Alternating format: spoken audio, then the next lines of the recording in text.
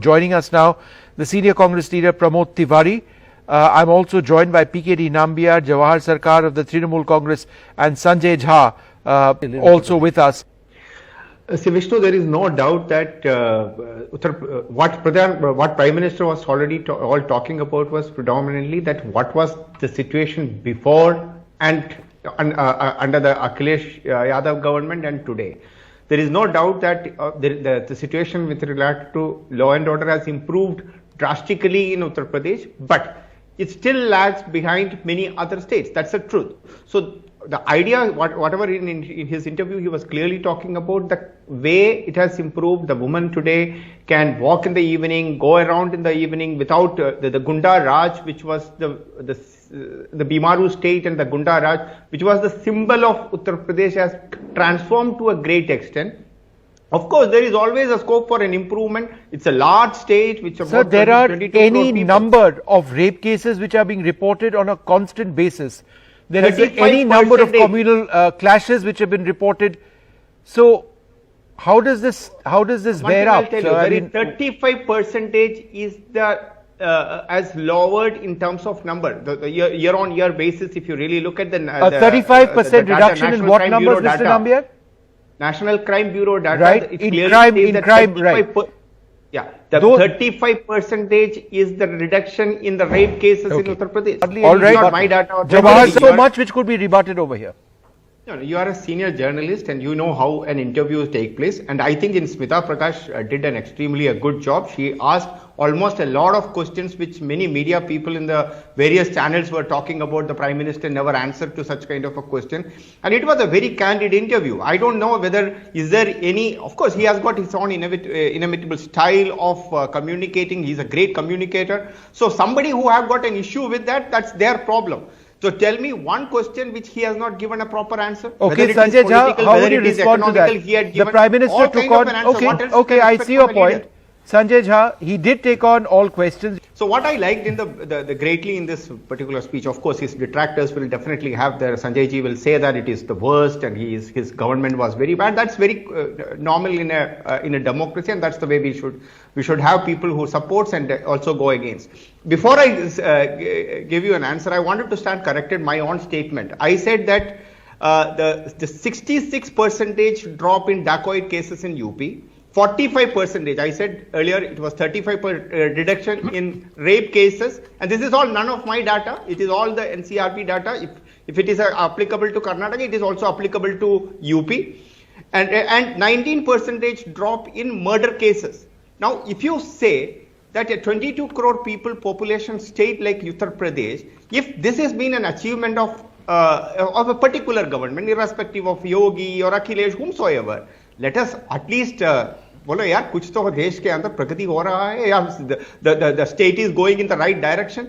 So I think there are times you need to criticize. If you say there is an unemployment issue, okay, let's discuss on that fact, criticize the government. But there are places, if a government is doing good, also appreciate. That is called as a constructive opposition. Now coming to the interview. So I wanted to say that one is that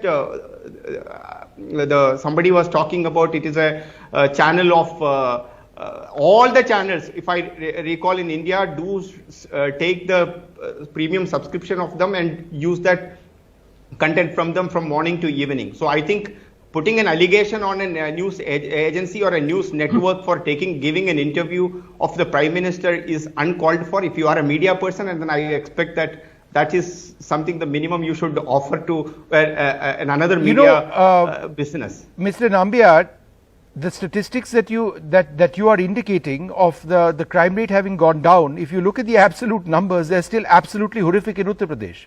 If you look at the National Crime Records Bureau numbers, these are this was brought out in 2021. For 2020, the state recorded the most number of murder cases at 3,779 in India.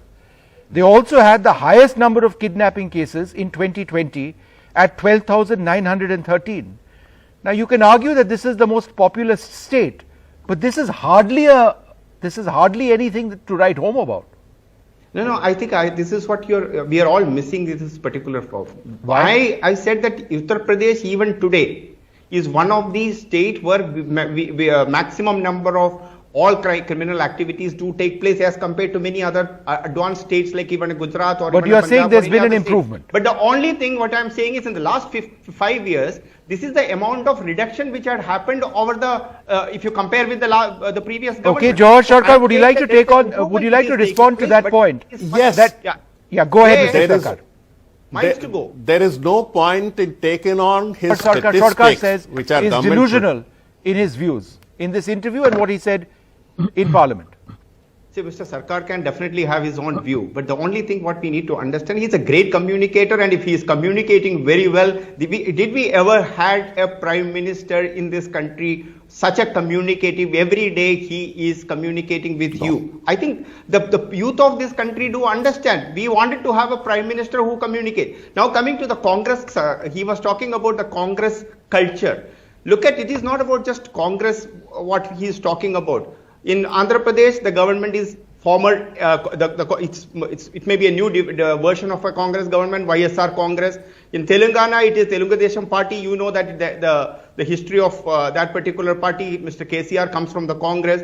In Maharashtra, NCP, it's a Congress culture. The TMC, which Mr. Sarkar is representing, it's another Congress culture. So what he was talking about, there is a Congress culture which stands for corruption, which stands for not progressive, which is basically always into the divisive politics. And he was talking about all of that one by one. He was giving examples one after another. So you were also talking about that the interviewer was not able to giving a rebuttal. Why he was not able to? Because it was so self-explanatory in its nature, that interview, whomsoever has heard, everything is crystal clear. So I think, of course, you in a democracy, even in his interview, he said that it's the right of opposition to go against the government, talk about it, but